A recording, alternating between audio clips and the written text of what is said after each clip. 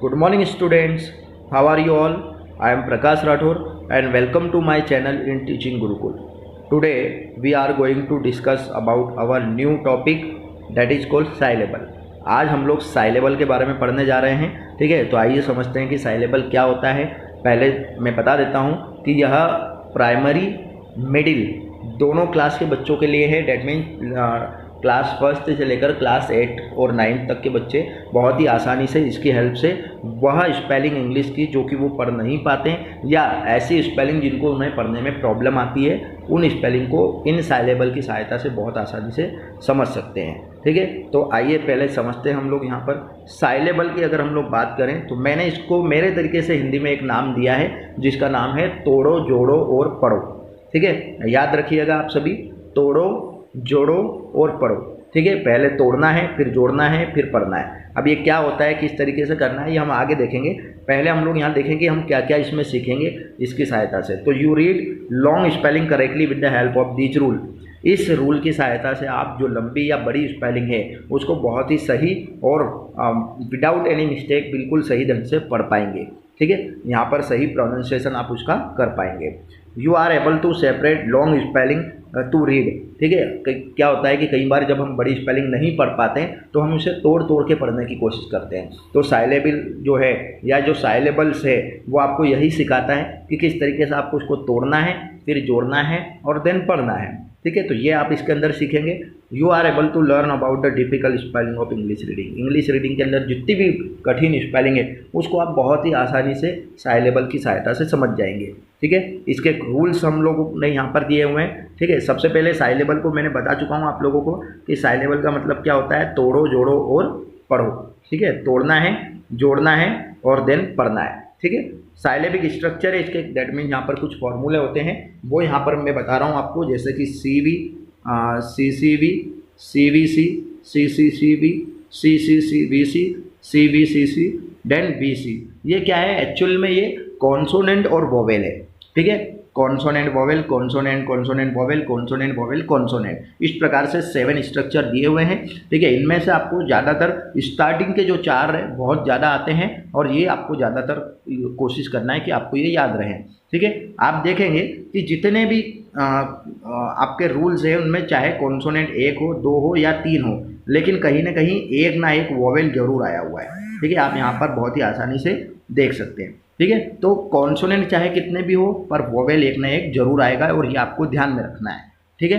तो आइए सबसे पहले हम इसके जो रूल्स हैं उनको बहुत और भी अच्छे से समझ लेते हैं। यहाँ पर लिखे हुए हैं, जैसे कि सबसे पहला है कि first of all you have to see the first 2 alphabet of English spelling that is consonant और vowel.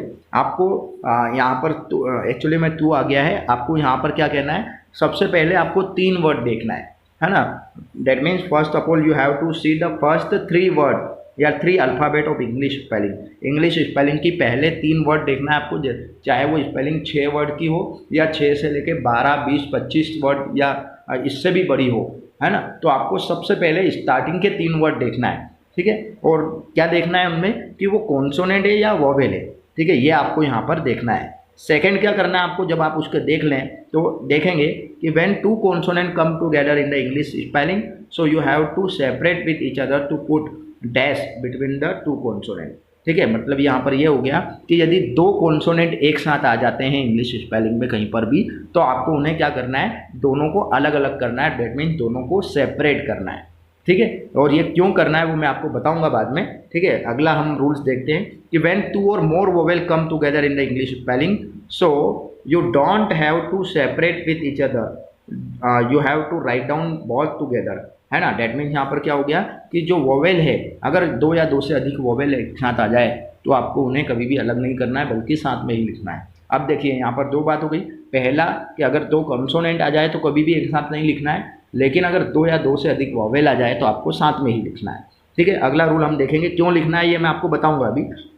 When 2 consonant come together who make English word of English name, है ना। मतलब कि 2 कॉन्सोनेंट इंग्लिश स्पेलिंग के ऐसे आ जाए जो कि कहीं ना कहीं हिंदी के अल्फ़ाबेट को बनाते हो, है ना। मतलब हिंदी के जो व्यंजन या स्वर है उनको बनाते हो तो आपको उन्हें साथ में लिखना है। जैसे कि फॉर एग्जांपल ध, तो ध के लिए आता है D और H, तो डी और एच दो कंसोनेंट है, हमारा रूल है कि दोनों को हमें जब दो कंसोनेंट एक साथ आ जाए तो अलग अलग करना है। लेकिन यहाँ पर क्योंकि डी और एच के लिए ध बन रहा है, इसलिए आप इस प्रकार के जो वर्ड्स हैं उनको कभी भी अलग नहीं करेंगे। और ऐसे आपको ज़्यादातर जो है व्यंजन जो है मिश्रित संयुक्त व्यंजन उसमें आपको मिल जाएंगे और उन्हें आपको कभी भी अलग नहीं करना है।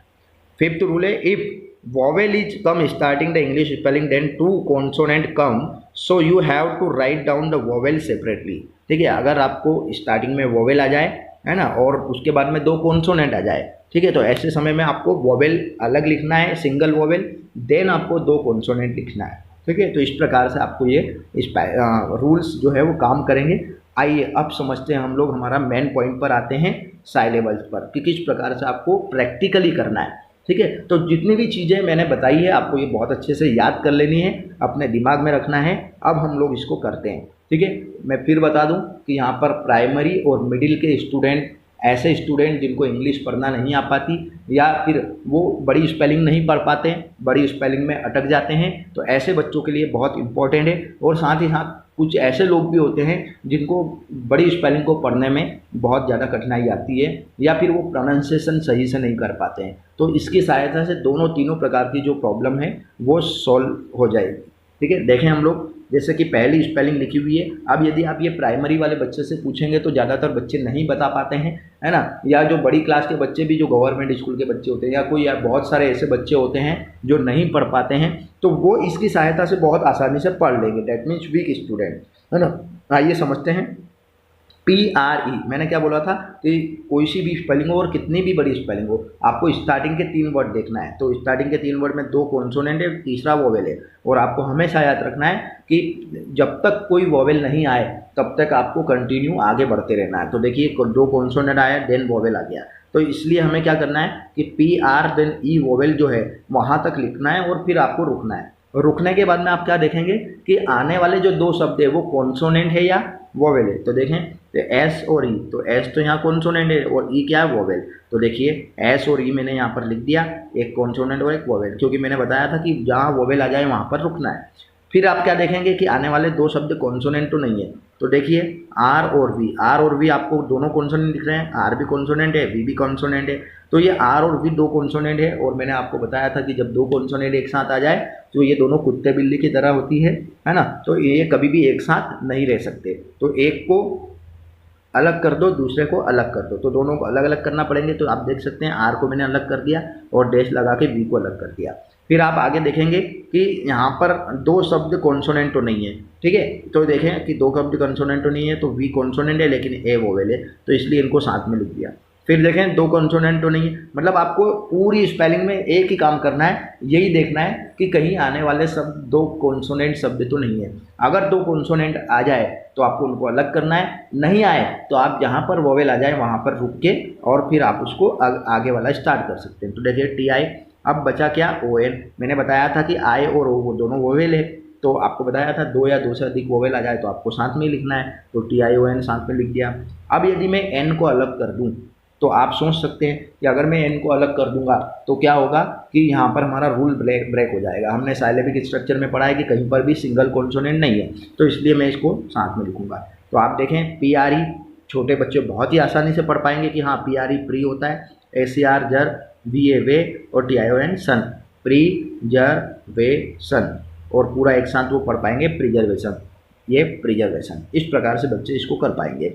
अगली स्पेलिंग देखें, वही करना है आपको। पहले 3 वर्ड देखना है, तो पहले 2 वर्ड हम लोग देखें तो देखिए पहले 3 वर्ड देखना है, लेकिन कब, जब 2 कॉन्सोनेंट स्टार्टिंग में आ जाए देन वोवेल आए, तो है ना। यहाँ पर पहले ही कॉन्सोनेंट वोवेल आ गया तो हम लोग क्या करेंगे कि C और V लिख के छोड़ देंगे, मतलब कि C और O लिख के छोड़ देंगे। अब क्या देखेंगे कि आने वाले दोनों शब्द कॉन्सोनेंट तो नहीं है, तो देखें N और D, तो N और D कॉन्सोनेंट है, N भी कॉन्सोनेंट, D भी कॉन्सोनेंट। क्या करें, दोनों को सेपरेट कर दें। तो देखिए आप N को अलग कर दिया, डैश लगा के D को अलग लिख दिया।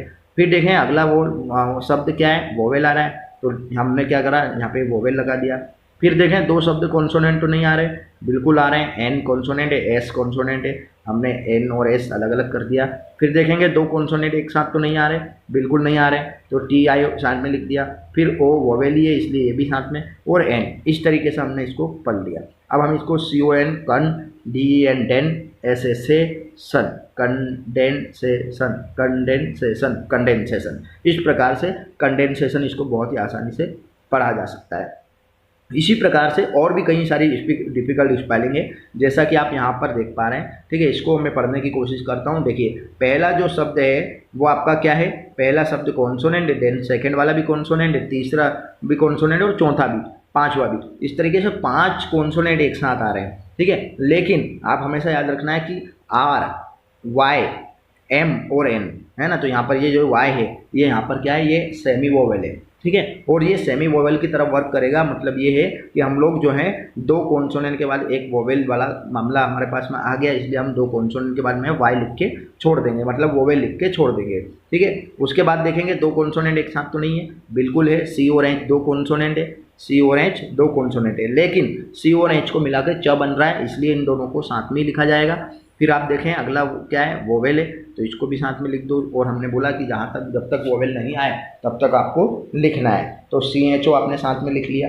ठीक है, अब देखेंगे कि अगले 2 शब्द कॉन्सोनेंट तो नहीं है, बिल्कुल नहीं है। एक कॉन्सोनेंट है, दूसरा वोवेल है, तो आप L और O लिख दो। फिर आपको देखना है कि 2 शब्द कॉन्सोनेंट तो नहीं है, तो देखें G और I, तो G कॉन्सोनेंट है, I को वोवेल है, मतलब यहाँ पर भी नहीं है, तो GI साथ में लिखेंगे।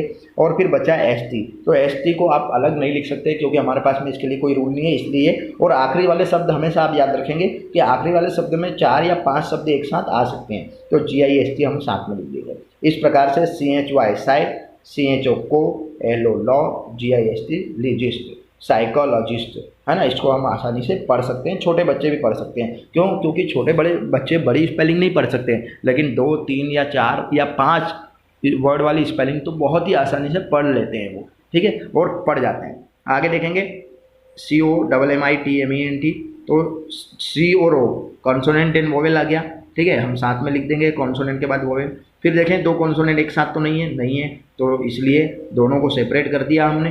ठीक है, फिर देखेंगे कि 2 कॉन्सोनेंट साथ में आ रहे हैं, हमने दोनों को सेपरेट कर दिया। फिर देखेंगे कॉन्सोनेंट तो नहीं है, तो M के बाद में I आ रहा है, मतलब कॉन्सोनेंट नहीं है ना, वोवेल है, तो MI साथ में लिख दिया। फिर देखें 2 कॉन्सोनेंट एक साथ तो नहीं है, बिल्कुल है, T कॉन्सोनेंट है, M भी कॉन्सोनेंट है, तो दोनों को हमने अलग अलग कर दिया, डैश लगा के देख सकते हैं आप यहाँ पर।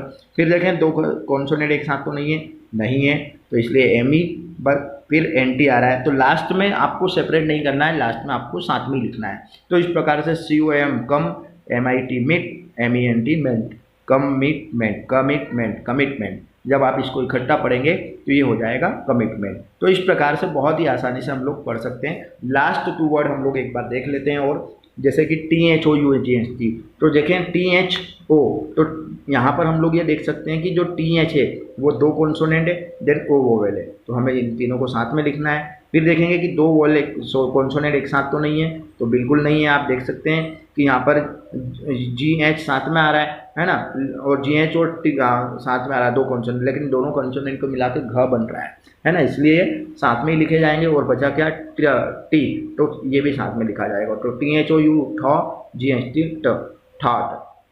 बहुत ही आसानी से पढ़ सकते हैं, THOU ठॉ, GHT ट, थॉट है ना। तो यहाँ पर O और U 2 वोवेल एक साथ हमने लिखे, क्योंकि वोवेल हमेशा साथ में लिखे जाते हैं। अगला स्पेलिंग देखें तो O क्या है, वोवेल है, और R कॉन्सोनेंट है।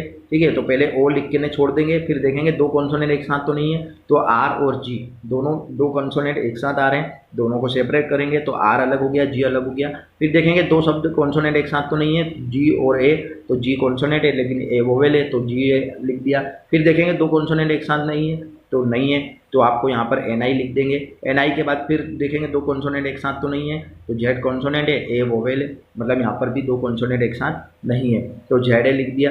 फिर देखेंगे 2 कॉन्सोनेंट एक साथ तो नहीं है, तो यहाँ पर TI लिख दिया, और O वोवेल इसलिए ये भी साथ में आ गया, बचा N को भी हम लिख लेंगे। तो इस प्रकार से OR और, GA गे, NI नी, J सन, ऑर्गेनाइजेशन, ऑर्गेनाइजेशन। इस प्रकार से हम इसको पढ़ सकते हैं, ऑर्गेनाइजेशन। ठीक है, हो सकता हो थोड़ा बहुत बच्चा यहाँ पर मिस्टेक करे हल्की फुल्की, लेकिन धीरे धीरे वो बहुत आसानी से इससे सीख जाएगा। ठीक है, तो इस प्रकार से हमारे ये रूल्स कंप्लीट होते हैं, और इसका प्रैक्टिकली भी मैंने आपको बता दिया है। यदि किसी भी प्रकार का कोई आपको इश्यू आता है तो आप मुझे कमेंट बॉक्स में लिख सकते हैं। Thank you so much. Please watch my next presentation on English cursive writing and their rules.